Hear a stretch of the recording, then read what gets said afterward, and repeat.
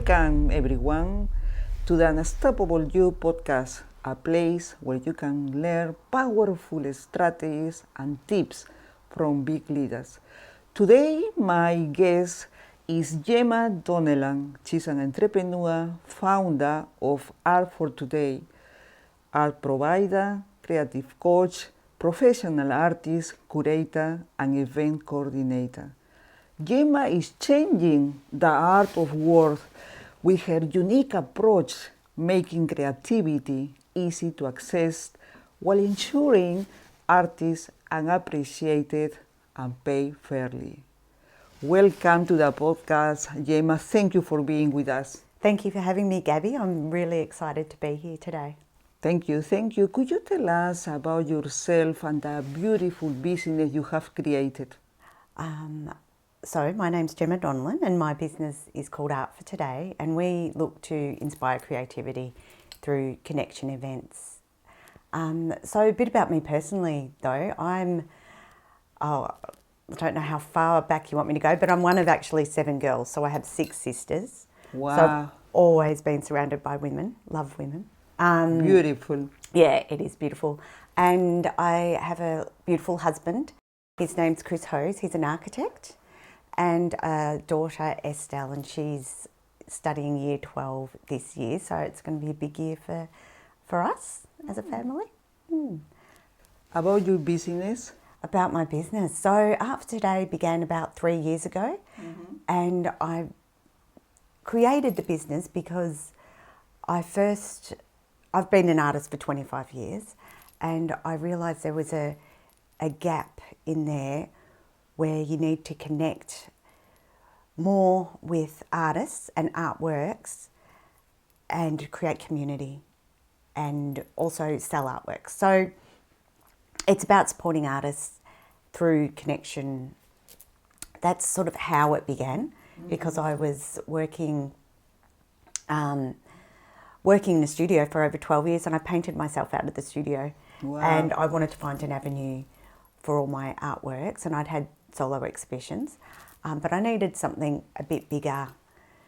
So I wanted to become the person, when I was in the studio, I wanted someone to come in, take all the artworks and say, I'll find homes for them. So I decided that's the person I want to become. Excellent. What motivated you to create your business, and how is your vision evolving along the years? Well, it actually just really evolved. So when I had that idea to be that middleman, it actually ballooned and blossomed, and I wanted to start creating communities so around the art. And I didn't really realise that until I started with women's painting circles. So women would come and paint with me, and I would teach them little skills and techniques, but it was really about opening up their own creativity. But then I decided I needed more connection, so I created sort of art courses for corporates, so corporate people could come in and do artworks. And then I've created connection events for women, so women can come in and connect with each other with guest speakers, because I'm also a big believer in higher learning and supporting each other. So it actually really has evolved, and I really love the idea of creating an art community where you don't have to be an artist to be within this community. You can come to events and you can connect with artworks in a unique way. That's beautiful. I ask this question because sometimes we don't know that there is a gap between something that could be happening with us and the idea of running any kind of business, or especially art. In my case, for example, I remember when I was a teenager, my family used to take me to parties, and I've been really shy, and I prefer to stay at home painting and drawing. When the time passed, I realized, oh my God, I can combine both things. I can combine being with other people, at the same time I can draw or paint. What you are doing is so fantastic because people are networking, are being creative and connecting each other. So tell me, please, Gemma, as an artist and entrepreneur, how do you stay motivated when facing challenges? Because every day is not an easy day. Yeah, that's correct. Every day is not easy, but it helps a lot because I'm doing something I love. And I also, when challenges do arise, I work through them. I look at what the challenge is and I take the steps to fix it. As in, I don't skirt around it. I go, okay, that's a challenge. And I actually see it more as a just something you've got to do. And so I don't have that mindset of challenges. I see things as just another, I don't sort of think of things as hard, I suppose. Do you have any technique, strategy that you apply in your life to overcome these challenges? I do. I do meditation. So I do meditation at least twice a day. I also take little breaks and I focus on one thing at a time. So I don't get overwhelmed. I have lots of projects that I work on and I know I've got lots of projects, but when I'm working on one project in particular, I'll focus solely on that so that I don't get that overwhelm. Meditation is important, but sometimes people think that meditation is a religion. Some people think that. Could you tell the audience, please, what is meditation and how important it is to practice this? Okay, for me, meditation is connecting to self, connecting to your core.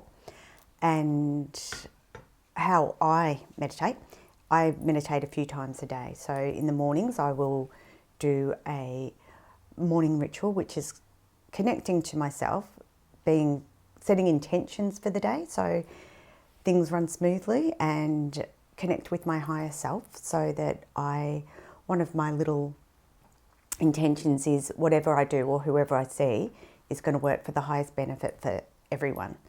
So that helps create flow. And then sometimes I also do grounding meditations and I connect to the universe. So it's kind of like I connect down to the earth and up to the universe. And when you connect up to the universe, or when I connect up to the universe, it's where you ask for to manifest things, where you ask for the right people to come into your life at the right time, and ask for help. I often ask for help from guides and angels, sometimes to protect me and also to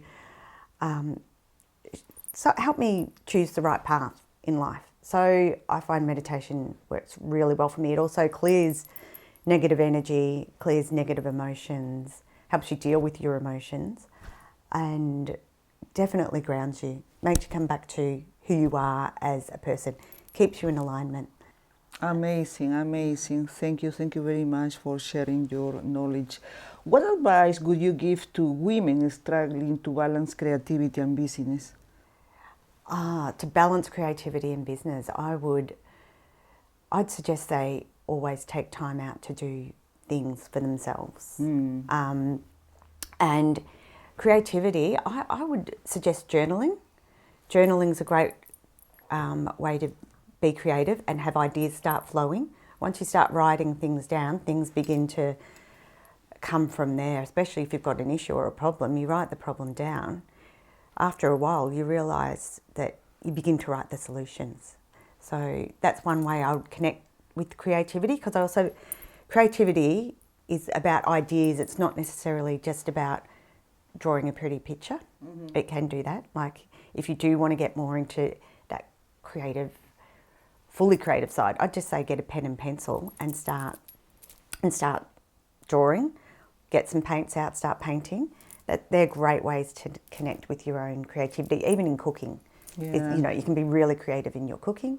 And it's about being curious and finding things which you do maybe every day to make more creative, like jazz things up, especially in cooking.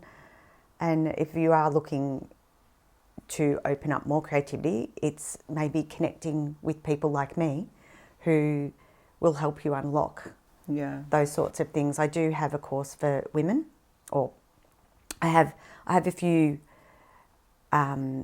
ways for women in particular to open up their creativity when they connect with me. So, yeah, there's a few things that women can do. It's important, because they can combine business and art at the same time, because people, especially entrepreneurs, they are so busy, and feeling stressed, feeling anxious. As you say, it's so powerful, important, start combining these two things. Could you tell me, please, how do you think art can help people heal from traumas, anxiety, lack of confidence, and gain clarity? Oh, that's actually quite a big. I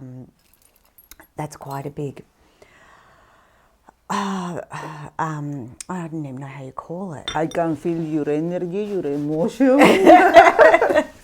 Yeah, it's with trauma. I think a lot of people have trauma, and a lot of people have trauma they may not even know about. It could have happened in utero, it could have happened as a young child. So it's more in your subconscious. And I think when you do things like art, it helps you, it's a connection to the subconscious when you're doing art. So it helps you get things out, maybe process things without happening to think it through, because art comes a lot more from the heart. And so when you do come from the heart, that's when things begin to process.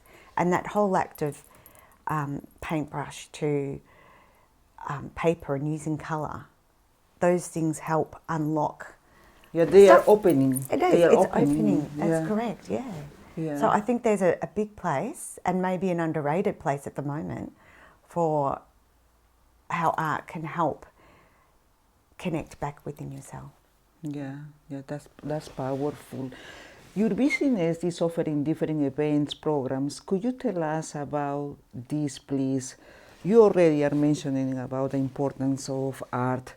Please tell us what programs you are offering to the community.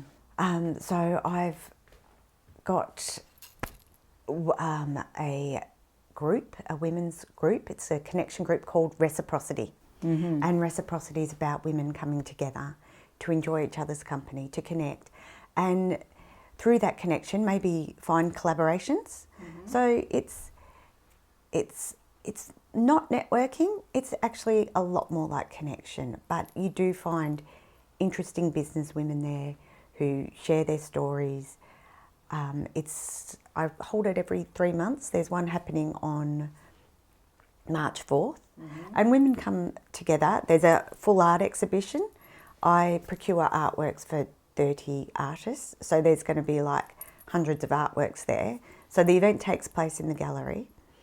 And there's also guest speakers, and the guest speakers are women, and they always talk about some higher learning, something that maybe you don't know about, something healthy generally. They've all been quite different, but they all have wisdom and knowledge that you can connect with. So that's one event that I hold for women. I also run corporate art classes, so corporates can come in. It's a great place for them to unlock their creativity, especially when they're in the confines of an office and maybe don't have that connection. It takes them outside of the office, puts them in a creative environment, and lets them see, maybe use another side of their brain that they're not used to using. So I have those. I have women's art sessions. I also have a program that I'm starting this year called Art Amplify. And Art Amplify is a program where there's 4 or 5 workshops for 3 hours each, and it takes you from a conception, so a group of people, so a connection group of people. They think about a concept for the exhibition that they all create an artwork, and it runs through from conception to an exhibition. So each week that they come is another part of the puzzle to creating a complete artwork and then holding an exhibition. So it ends, they see the marketing side, they see the strategy side, the promotion side, then the curating side, and then to the event where they have artworks for sale on the wall. People willing to participate, do they need to know how to paint? No, not at all. I guide them through how to paint, and I believe that everyone has their own innate voice, and it's about allowing it to happen. And a lot of people shut down from primary school and said, oh, I can't paint, I can't paint. But everyone can paint, and some do paint better than others because that's a lot of practice. But then once they start painting. So you guide them? I guide them. I guide them. I help them. And I let them have their own flow. But then when it comes more to the crunch, or if they're finding it hard, I'll give them advice on how to fix things up, how to change colours, how to work with it. Yeah. And probably they can unlock the ability that they already have. That's right. It's about unlocking that creativity, that innate creativity. I love what you say. Thank you. How do you see the art industry evolving in the next 5-10 years? It's interesting because we have AI now as well. So there's that whole side to the art industry, and that's going to explode. But then I also think, as a reaction to that, having artworks that are made from human hands will also explode, because it'll be almost like a bit of we've gone so far down the computer side of things, let's get back to something from the soul, from someone's soul that you can connect with on an emotional level. Do you think the introduction of robots are going to affect the art industry? Well, I'm sure there will be an effect. I don't know what that effect will be, but I'm always a believer that it will be a positive effect. I personally love AI, and I love innovation and forward thinking and moving. So I'm always just going to say it's going to be a positive effect. Yeah. On top of that as well, the human touch is completely different. I think we always need the human touch. Thank you, Gemma. Could you tell us how people can contact you? They can contact me through my website, Art for Today. They can contact me on LinkedIn and Facebook, and come to exhibition openings. They can come, literally, I'm having one on the 28th of March, new exhibition called High Bohemia, which is about elevating ideas and artists and living a free lifestyle that you don't have to conform. So you can, have that explosion. So I love people, so I'm happy to connect with people, however they are comfortable.